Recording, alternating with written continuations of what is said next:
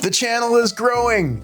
We just passed 50,000, so here's another Q&A. I'm gonna be covering your most frequently asked questions from my videos thus far, but first, I need to talk about Technique Tuesday. I haven't done a Technique Tuesday in a couple weeks because I've had a sick pet that's been in and out of the hospital. Between everything that's been going on and needing my attention, both time and money are in short supply. So right now, my focus is on the Saturday show. I'm planning on continuing the segment, but after things settle down for me just a little bit, if you want to know more about what's going on with Uncle Rico, I'm going to talk a little bit more about that at the end of the show. So we're going to do 25 questions for my 50,000 subscribers, and here to help me out is my girlfriend Mary Claire. What are our questions here? These questions are going to be from the Farmer's Cheese video. This is a lightning round, so you'll have 10 seconds to answer each question. Lightning round. All right, go for it. Can I still make the cheese if the milk is chunky, old, or smelly? The answer is yes, but you have to realize that it's gonna taste how it smells. Do your own research as to what is safe. I've linked an article about botulism from the FDA in the description of that video. Question number 2. Do I have to wait for my milk to sour? No, please don't wait for your milk to sour. That was just an example of how not to waste milk. It's better done with fresh milk. Question number 3. What's the difference between this cheese and cream cheese / feta / mozzarella, etc.? All right, so I chose to do that cheese. The channel was fairly young, and as a young cook, I didn't want to do anything where I needed extra ingredients. So that was very simple. You didn't need rennet, you didn't need calcium chloride, you didn't need anything besides what you could get at the grocery store. Question number 4. Can I age the cheese? No, this is a fresh cheese. Think like cream cheese, think chèvre. Many of the cheeses that I've made so far on the channel fall under this fresh cheese, so no. Question number 5. Can I can the cheese? I don't know why you would. I mean, I get it, but I think that your efforts in canning are better focused elsewhere.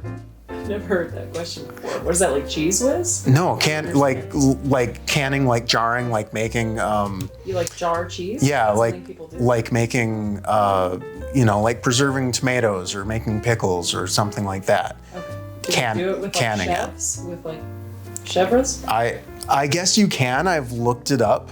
But it seems like something I don't want to do. Okay, sorry. Because to preserve cheese, you just make a cheese that's able to be preserved and that's shelf stable by itself. If you're making a fresh cheese, the goal is to eat it right away. It's not going to be very good later. Wait, can we consider going down this rabbit hole for Patreon? All right, this is Patreon exclusive content.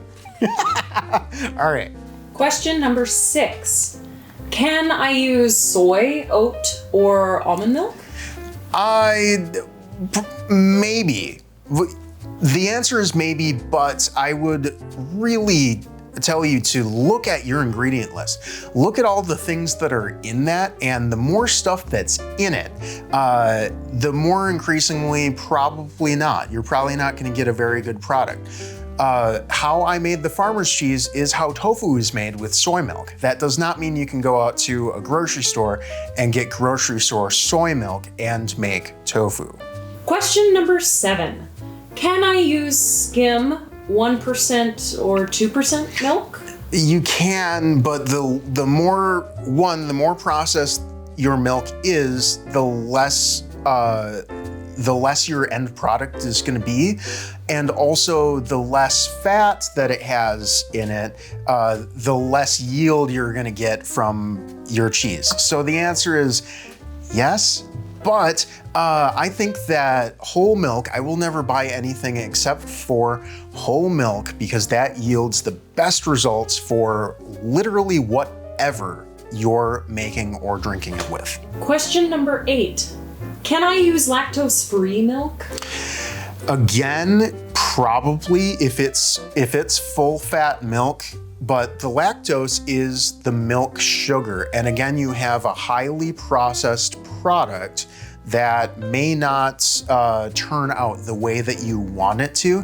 What you're more looking for is if it's been ultra pasteurized, because if it's ultra pasteurized, which most things that have been highly processed are, that those proteins have been damaged and you're not gonna get a good result at all from trying to make cheese from that milk. Question number 9. Can I add seasoning to the pot? No, this question comes from trying to take the easy route in seasoning your cheese. Fermentation and salt don't get along. Salt will halt a lot of fermentations, like in sourdough making. Salt and fermentation don't get along. Salt will arrest a lot of fermentation processes, like in sourdough making. You don't add your salt too quickly. So if you add the salt before it has that time to cure, before it has the time to drain, you're not gonna get a really good product. And also, you're seasoning your whey, so you're limiting the uses of the whey. Question number 10. Does this cheese melt? No, it does not melt. It's very crumbly. You can slice it, but it will crumble apart, sort of like a feta, maybe a little bit softer than a feta.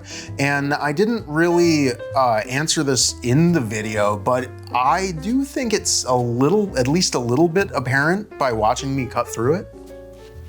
Yeah, it's like queso fresco. Yeah, it's very similar to a queso fresco.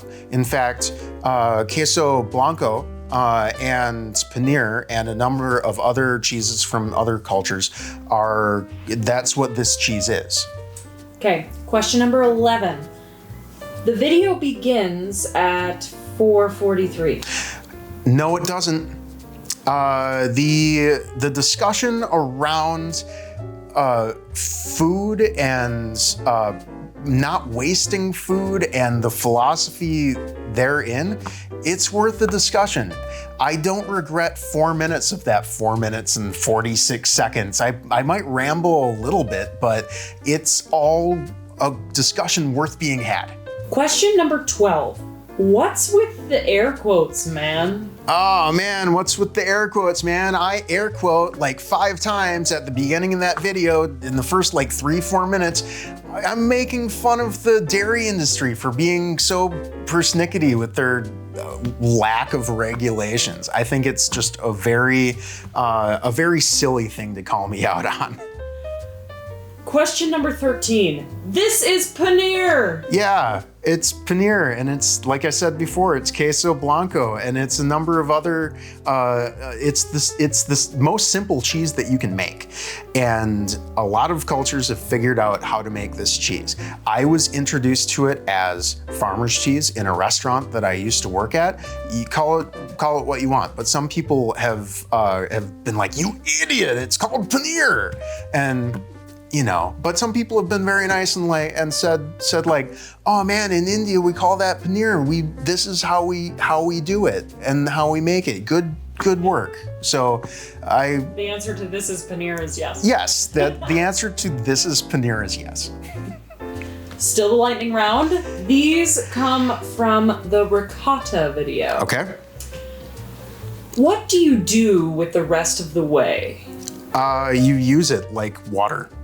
It has a little bit more of a tangy flavor, so you can use it as the base of soup. You can use it to replace the water in bread. You can boil some potatoes in it. I've had some people comment about pouring it in their gardens. The bacteria culture makes a very good garden bed. I've had people comment about pouring it into their septic tanks. The bacteria will help that to regulate itself. So there are a lot of uses for whey, and I've started to try to use this product that I actually have a lot of now in with the regular show. So stay tuned and watch for whey. Get out of my way. I tried this and got nothing. All right, so In the original video, in the farmer's cheese video, I misspoke about how high you want your heat. And even though I did it and I still ended up getting both farmer's cheese and ricotta, your results may not be the same. So I will correct that in the description of the farmer's cheese video and tell you what temperature you actually need to reach for how long. Will the whey from yogurt still make ricotta? The whey from yogurt will still make ricotta. That bacteria culture in the yogurt is, however, what your whey is gonna taste like. The same with the whey that I made from my goat cheese. That tastes a little bit different than the whey that I got from my cream cheese.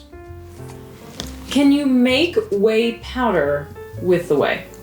You can. You can make whey protein powder, was the question, with the whey, but it's absolutely a waste of your time. I've done it, it was difficult, and what do you do with whey powder is you mix water or milk back in to reconstitute it. Just drink the whey at that point. Can I make this right after I make the farmer's cheese? So I didn't know the answer to this, and I've never done it one right after the other, so I did some research, and it turns out the answer is no. You need to rest it in between and bring it back down to room temperature. I wasn't able to find out whether you need to refrigerate it or bring it down to room temperature, but there just needs to be a cooling in between. Why aren't you pouring that over the sink?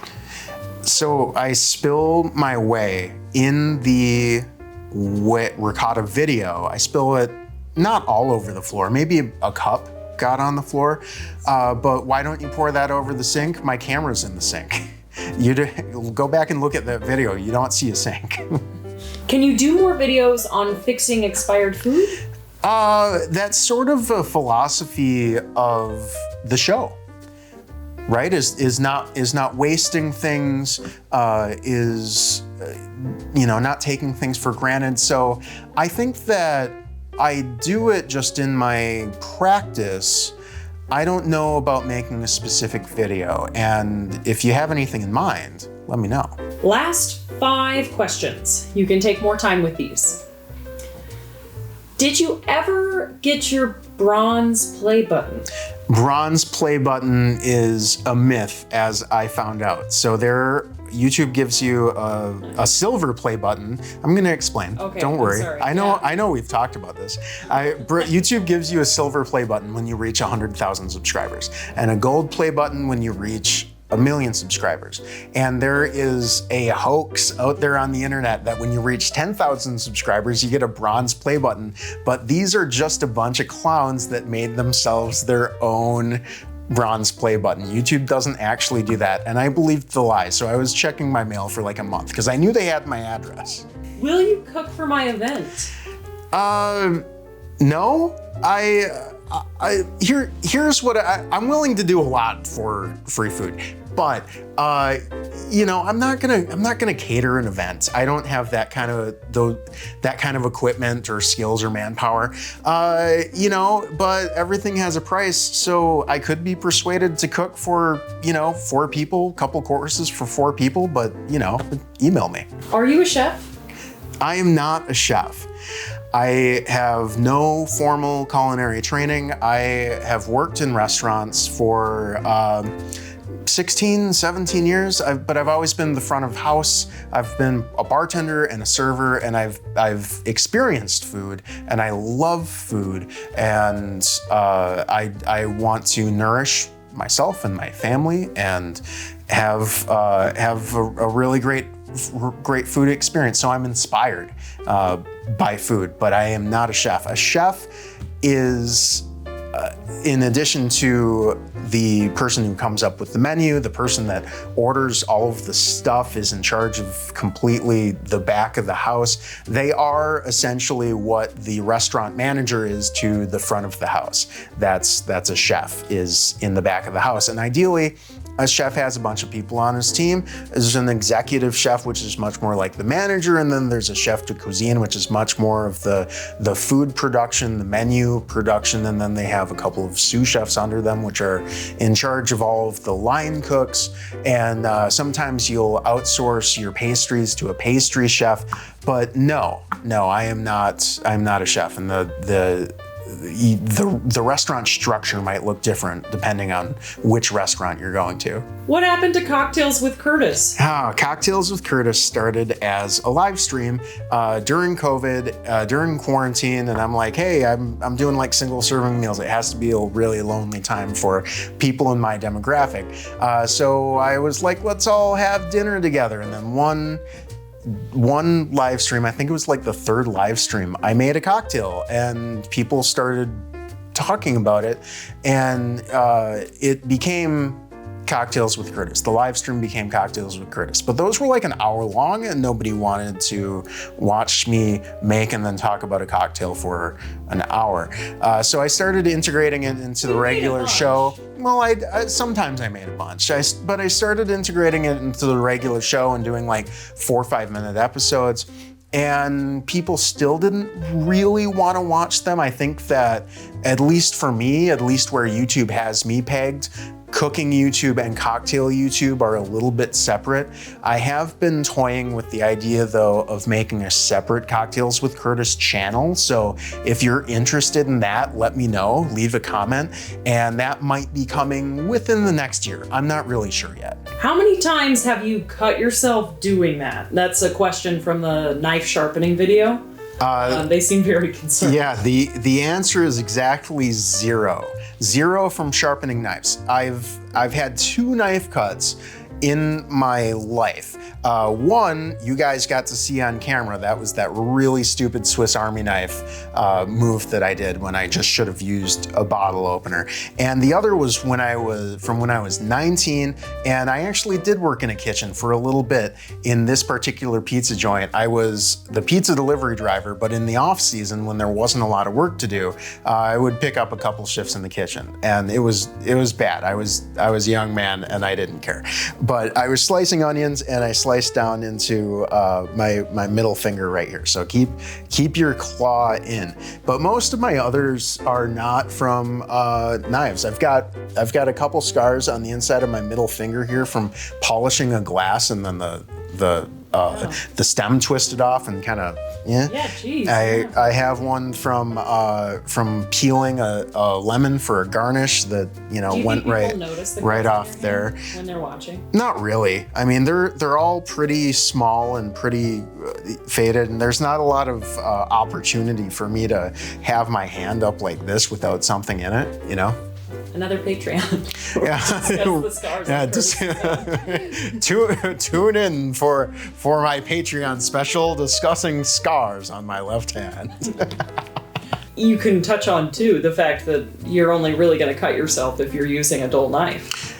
That's from the knife sharpening video. Yeah, Nick Vasquez said something that I love, which is you're most often going to cut yourself when you're trying to force a knife to do something that it doesn't want to do. This Swiss Army knife was very sharp. So it's not entirely true that you're only going to cut yourself with a dull knife, but I was trying to force it to do something that it didn't want to do. And it wasn't built for it. And it wasn't built for it at all. Bronze play button is a malicious lie. So YouTube. You sound. This is personal now. Yeah, this is personal. I taking revenge on the people that have spread this. So YouTube will send you a silver play button when you reach 100,000 subscribers and a gold play button when you reach 1 million subscribers. And the bronze play button, the buzz is that you get this bronze play button when you reach 10,000 subscribers. And that's a lie. That's these people have made their own bronze play button, and I believed it. I believed it for like a month. I was checking my mail because I knew that they had my address, and I was so disappointed when it turned out not to be true, and I tried to keep my head up. But that's a really good point, though, because I do want to point out that most people that watch my videos are not subscribed. So if we all just have one mass subscription, I'm gonna reach 100,000 subscribers before you know it, and I'm gonna get myself that silver play button. So subscribe to the show so that I don't have my feelings hurt anymore. Thank you so very much. I truly appreciate each and every one of you. Thank you for supporting the show with your views and your likes.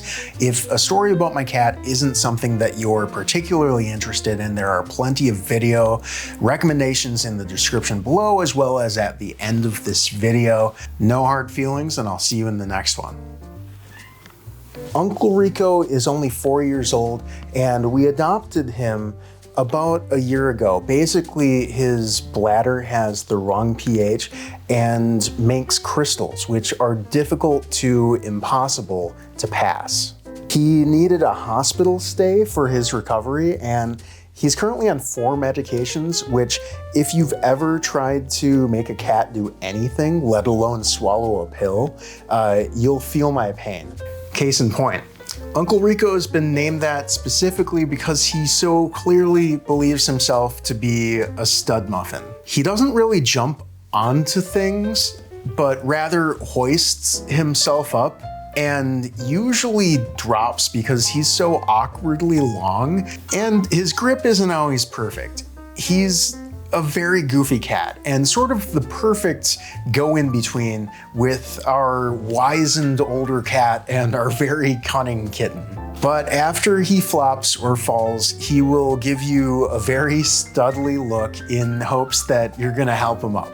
You're gonna give him a hand. He's home now and on a new diet, but he needs very close monitoring, and we've had to take turns sleeping on the couch to give the other cats some attention while Uncle Rico is passed out on meds in the other room, just begging for belly rubs. For what I'm about to ask, I was gonna start a GoFundMe, but then I remembered the Patreon for this channel, and I like that one a little bit better because it gives me the opportunity to give something back to you. So any money that I make off of Patreon in September 2022, that's going to be collected October 1st through 5th, I'm pledging completely to Uncle Rico's recovery. Go to patreon.com/self-serving-skillet, which is linked in the description of this video. There is a spot to make a one-time donation if you'd like, but a contribution at any level will get you access to all of my videos a day early and ad-free. And I'm also going to, at the end of this month, film a cat video specifically geared towards an Uncle Rico update, Uncle Rico's recovery. Higher levels of support include a monthly bloopers video, some behind the scenes content and interviews, various live streams for various purposes. Those details are on my Patreon page if you want to go take a look. If after the month is over, you want to cancel your subscription, or if you want to drop down a level or two in support, I completely get it. If all you want to do is support Rico, I thank you. My hope, however, is that you'll stick around, help me produce more content for the show while still enjoying the benefits of being a patron. Thank you.